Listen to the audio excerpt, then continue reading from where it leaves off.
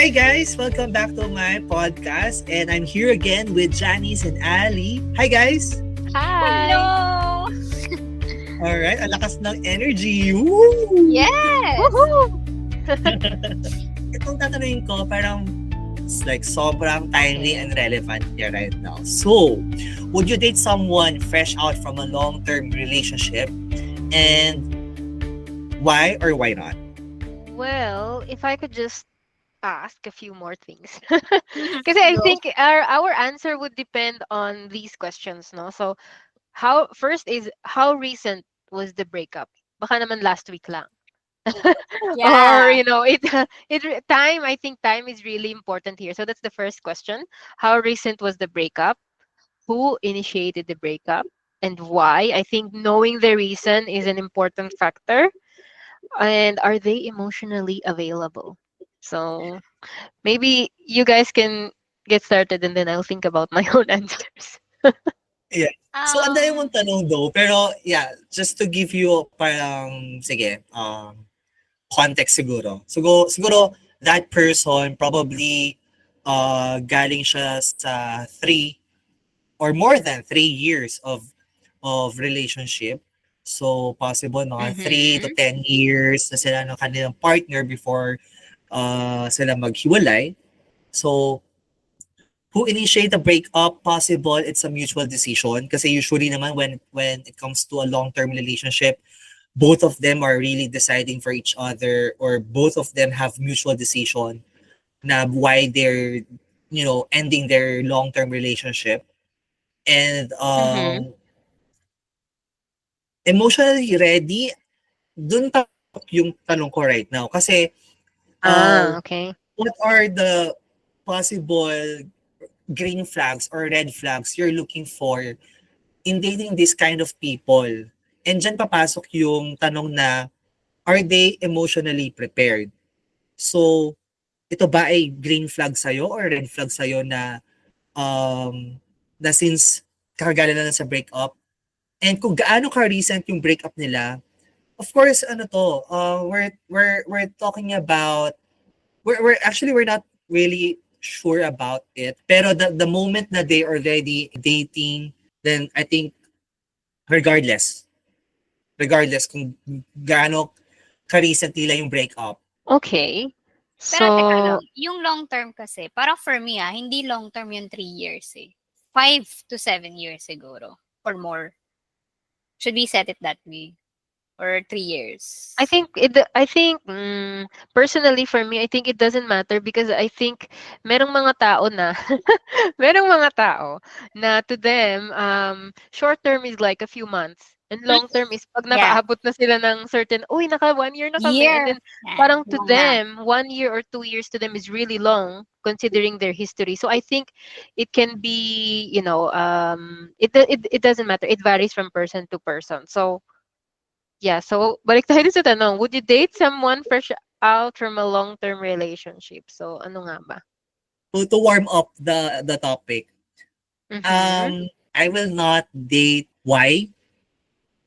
Because that person probably is not aware of what's the current dating setup right now. Mhm. Possible na that person Good came point.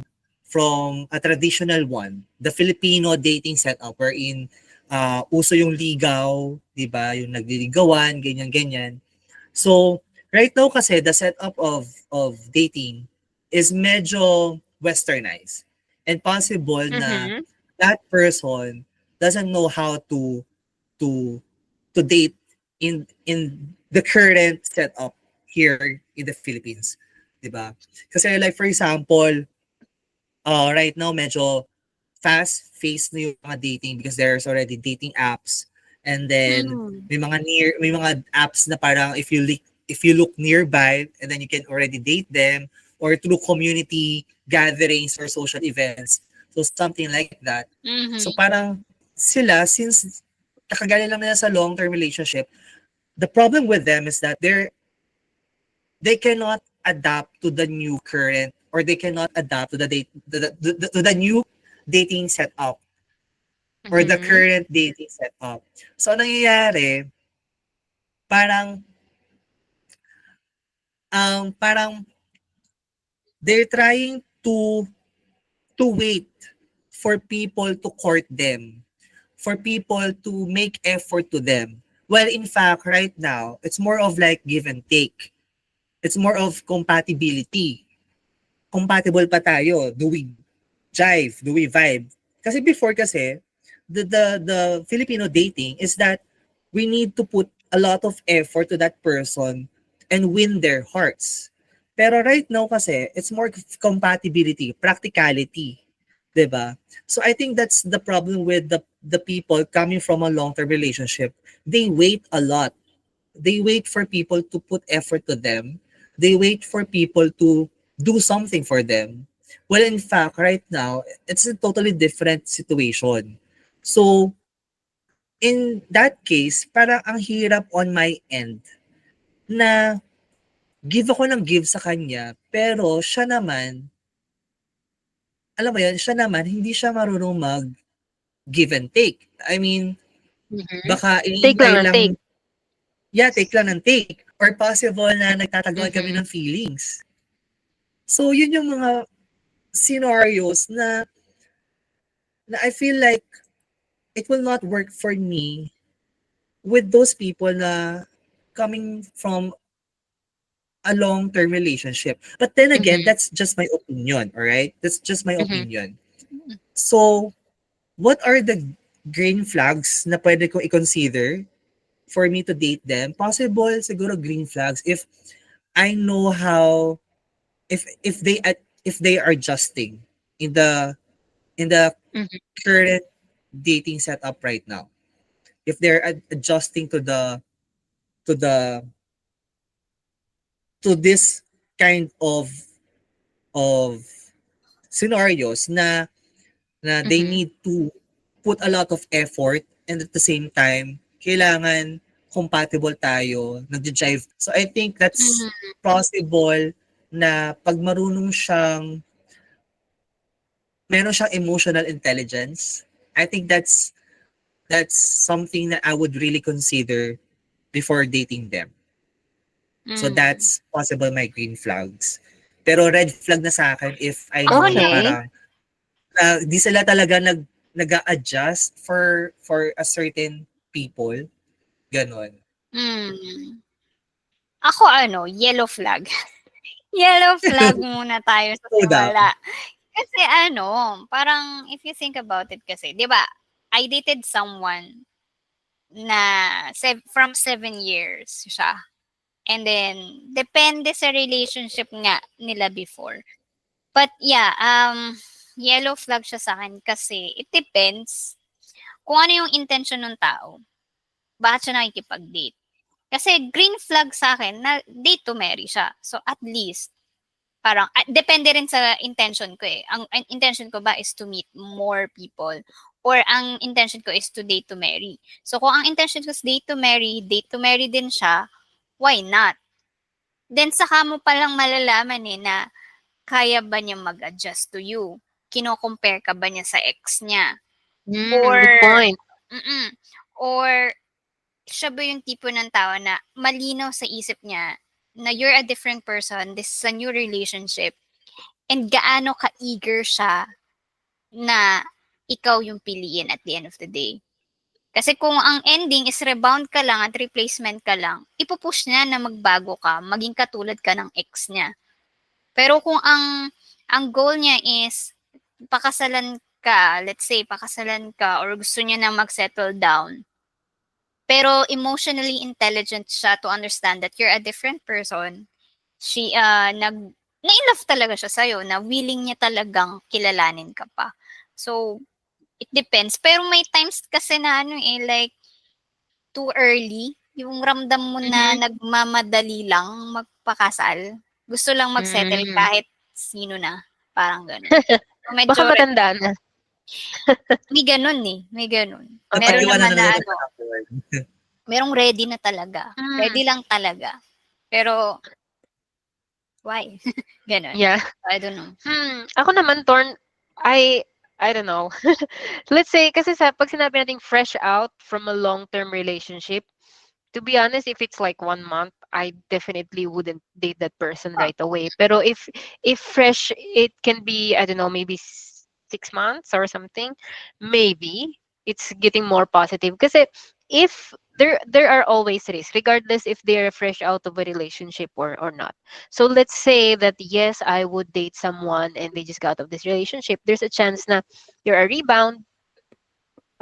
They might just be seeking, distraction or just validation because they have been with someone for a long time, and by being together, they're really probably connected. They're really getting this, validation from their partner, and suddenly, out of nowhere, that person suddenly lost that feeling na, ay, wala nang someone to take care of me. I miss that. So baka nami-miss lang nila yon, and there's still an emotional baggage. We don't know if they still have that na, kasi when you separate, with someone, there's, I think this is something that we don't usually talk about, but there's this grief. We don't say grief, but we're just sad. But still, parang 'di ba, parang namatay yung, how is it? Parang a version of you died because you were with someone and you shared a big part of you with that someone long term, and then suddenly that part of you is gone. So parang half of you died. I don't know Mm. how big of a percentage. So there could be an emotional baggage.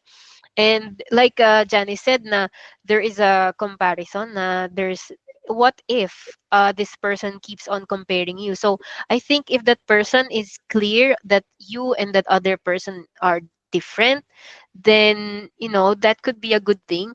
But if you're always if you would be constantly compared na, ay, like buti ka pa, even if it's positive, it's like, buti Mm. ka pa, ganito ka, unlike my ex. To some people, that's good to hear na this new person is like, oh, he sees the best part of me. But at the same time, we need to be wary as well. Kasi if they're constantly saying negative things about their ex, to me, that is also a red flag na parang, so parang, to me, that sounds like, so wala kang kasalanan at all. So parang, Mm, yeah.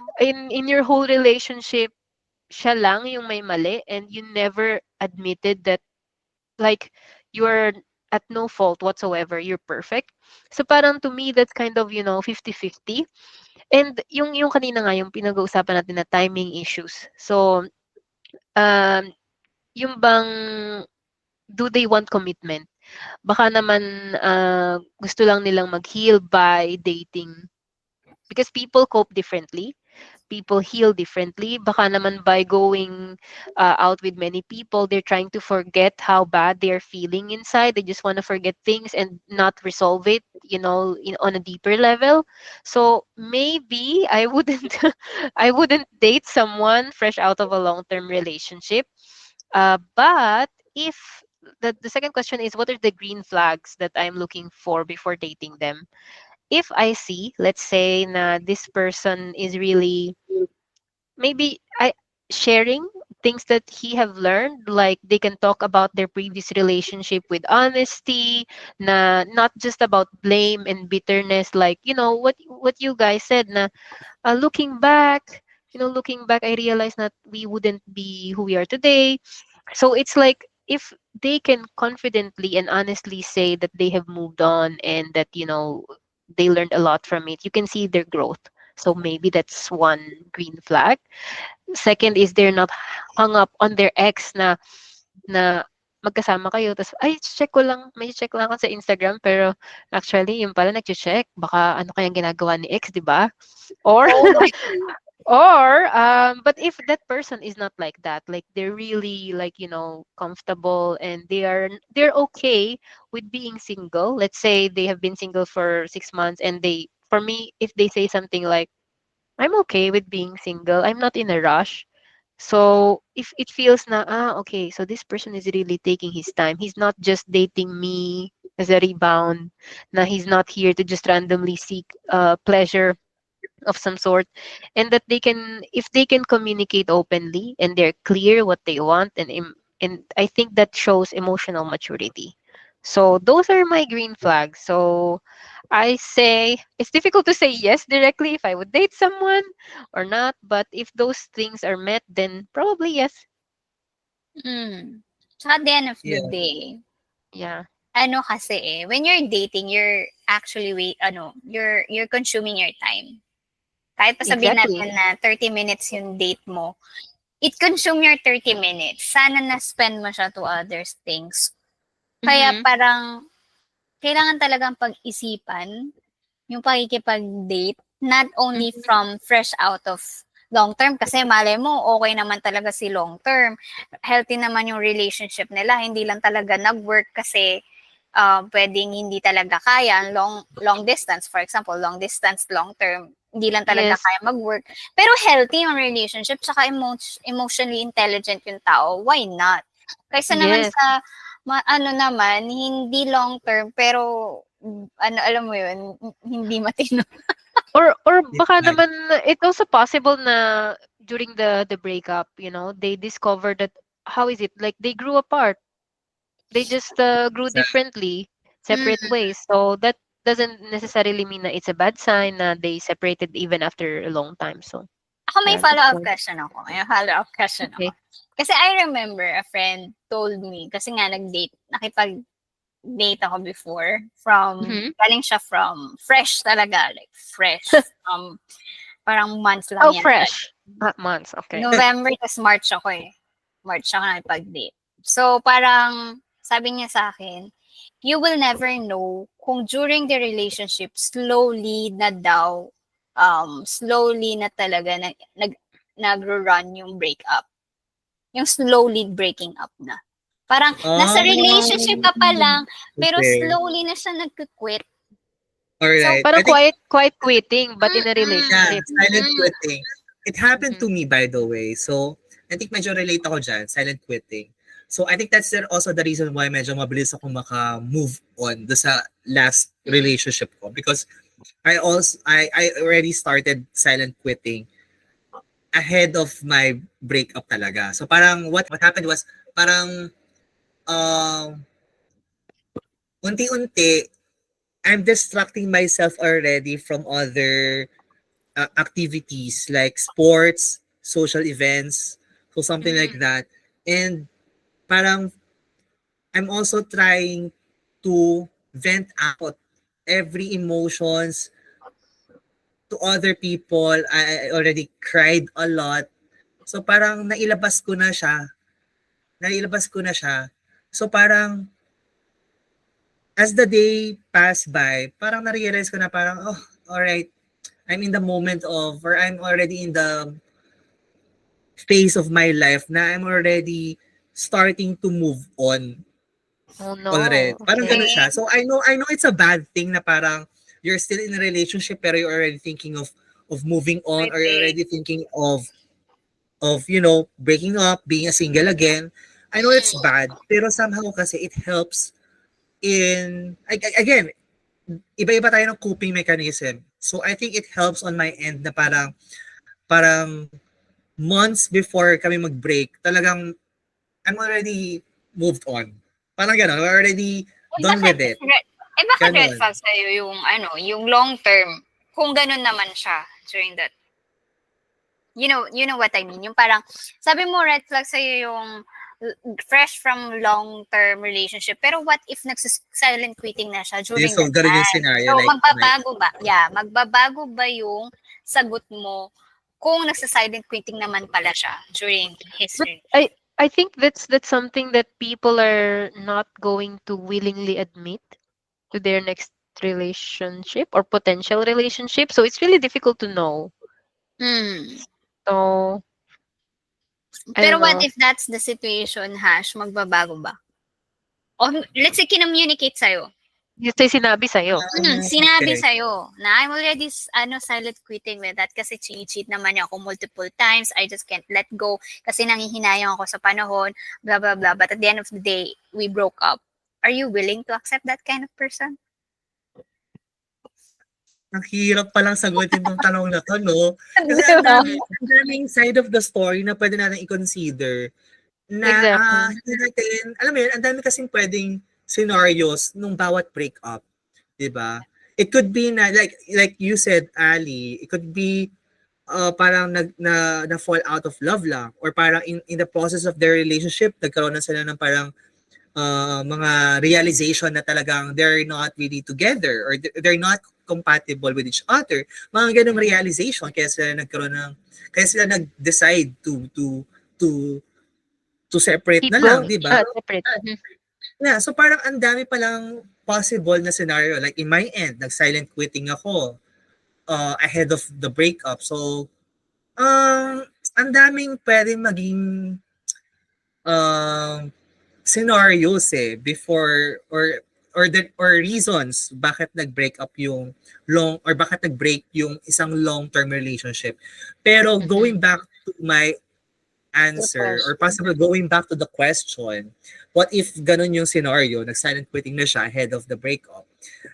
Hindi ko naman kasi siya alam, 'di ba? Technically, hindi ko alam na nagkaroon na pala siya ng silent quitting prior their breakup. Hindi, sinabi nga sa'yo, So kinommunicate. kung sinabi siya sa akin, kailangan geto na lang. Sige, punta tayo sa green flag ulit. Bakit ko ba i-consider yung isang tao na i-date ulit? Siguro green flag is, again, yung sinabi ni Ali, na I would agree with that, emotionally ready. So, if that person is ready to commit without looking back sa past relationship niya, without comparison, or without mentioning yung mga experiences niya with his or her previous relationship, well, it's good naman to share yung experiences niya, but in a way na parang you're sharing your learnings, you're sharing your takeaways from that relationship, instead of like parang sabihin mo na parang, kumain kami dyan, or dyan kami pumunta nung birthday ko, ganyan. But it's more of like, you know what, I realized na parang this past relationship I had, parang ganito, ganyan. So I think I would consider yung ganong klaseng conversation rather than you're always mentioning the past. Parang it's already a sign of comparison, di ba? Na parang every time na you've mentioned the experiences you had with that person, it's Is already a sign of comparison. Kasi you're parang binibigay mo yung, or kinikwento mo yung nangyayari with your past, with what's happening currently, di ba? So it's already a comparison. Instead of like, you're sharing your realization, your learnings from that experience, I think mako-consider ko pa siya. So I think I would agree with sinabi ni Ali na parang pag emotionally ready na siya, then go for it. Go for it. I'll go for it. Pero comparison ba siya agad? Di ba nga sabi natin dun sa sa episode natin, na our ex help us to evolve who we are today. So, yung memory, kung long term siya galing, we know na marami siyang memories with that ex. And yung memories niya with ex also evolve who he is right now. So, yung mention lang ba nangyari ng memory niya with ex, does it mean comparison agad?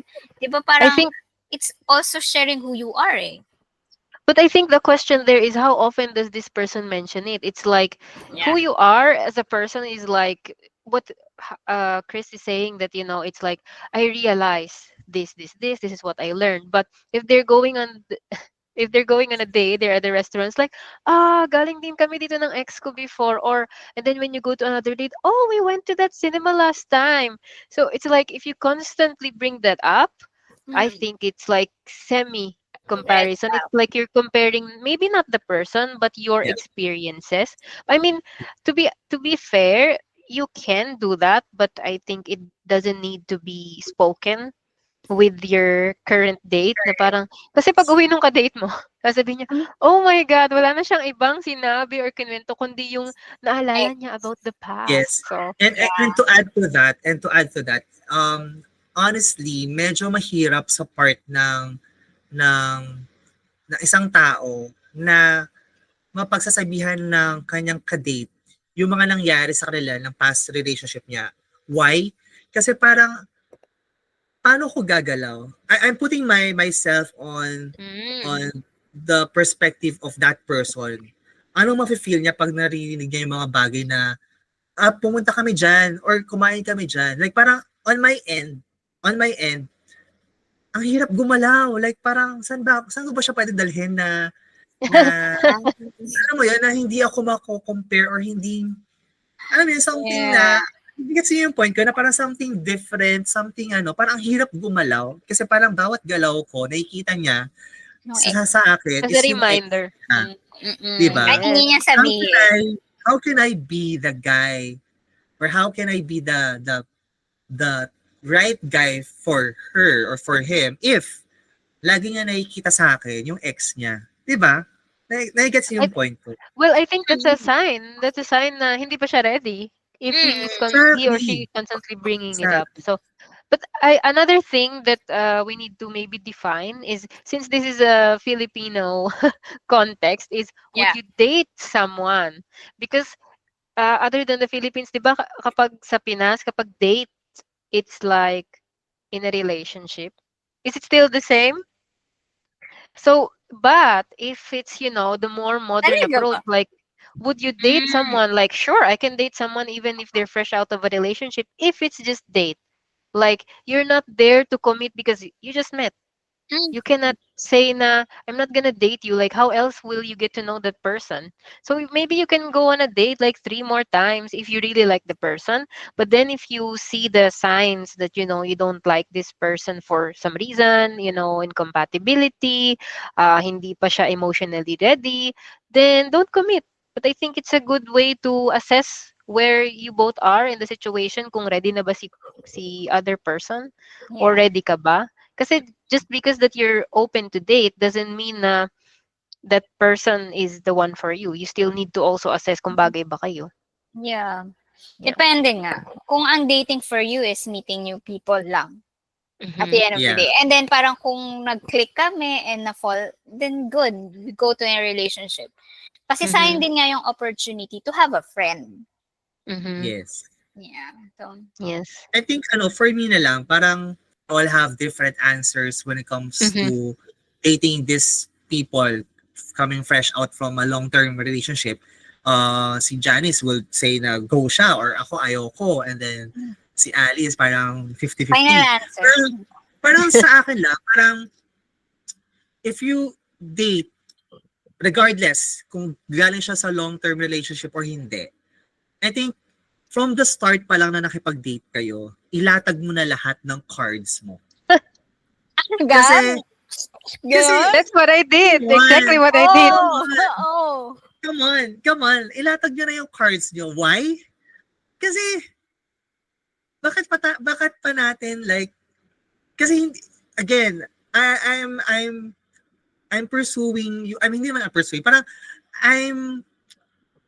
I'm pushing everyone to be open to their dating partners or sa mga nakaka-date nila. Open communication talaga yung sagot sa lahat ng to eh. I mean, kung you're not comfortable dating someone from a long-term relationship, then speak out. Diba? Sabihin mo kaagad.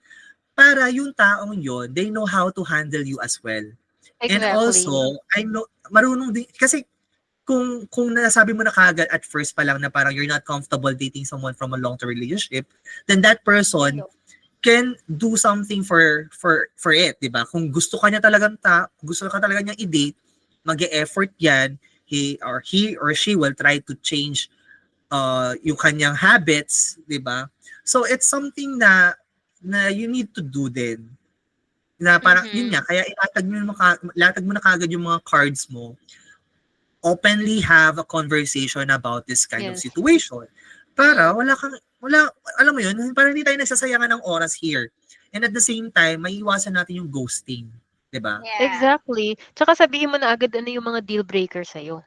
Kasi usually the deal breakers, you find that out much later in the relationship.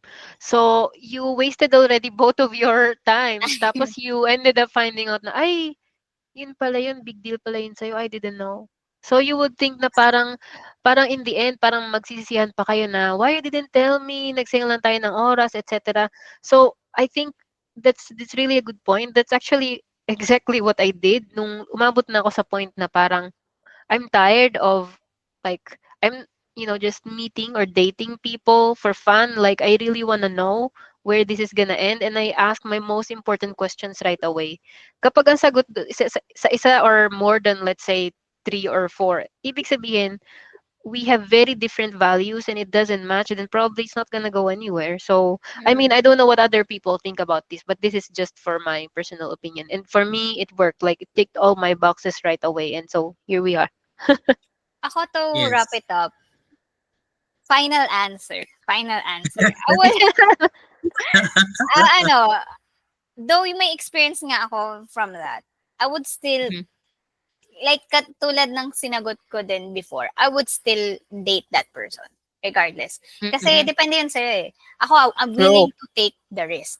Ganun ako. I'm Exactly. willing to take the risk to know you, to date you. At the end of the day naman, hindi mo naman kailangan sagutin yung tao agad-agad. You would date nga to know each other. And it's good Mhm. na, yes, ilabas mo na yung cards mo kasi hindi naman tayo naglalaro diba? At the end of the day, we're knowing each other.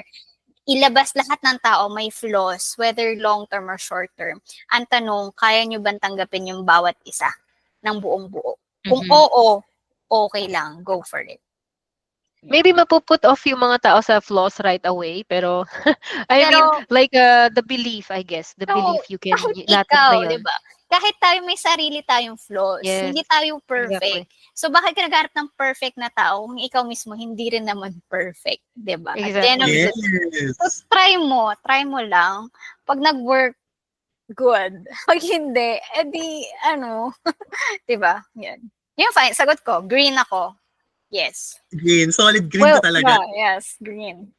Regardless I now of my realize- experience, green pa rin. I now realize from Janice's final answer na regardless of, what type of relationship they came from or kung single ba sila before, got together, is there will always be a risk naman. So you can just take it, just take it day by day and see how it goes. If it doesn't work out, then it doesn't work out. So I guess it's a green.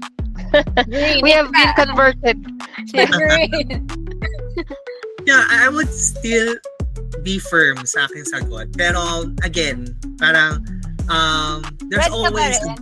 there's- No pa rin sa'yo? no pa din ako. But Oh. then again, hindi ko naman sinasabi na I'm hard no. Pero for me lang kasi, there are things na we need to consider. Diba?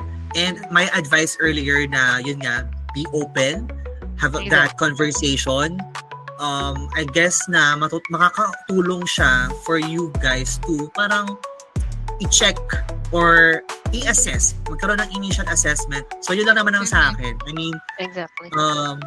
kanya-kanya tayo ng opinion, but then, again, everyone is valid naman. So, ang ganda ng conversation right now kasi parang we all have different opinions, di ba? For the first time, parang iba tayong opinions. I think the key takeaway parang sa akin for me dito sa whole conversation natin is regardless if it's a yes or a no, we all have this same opinion about readiness and the level of the emotional availability or self-awareness of that person. So if they meet that, I think we're all good to go. But if not, then no. Yeah. So, yeah. Yes. Exactly. Alright. Again, thank you guys, Janice and Ali for this Thank you. conversational topic natin. So again, thank you guys and tune in again to my next episode. Bye! Bye! Bye.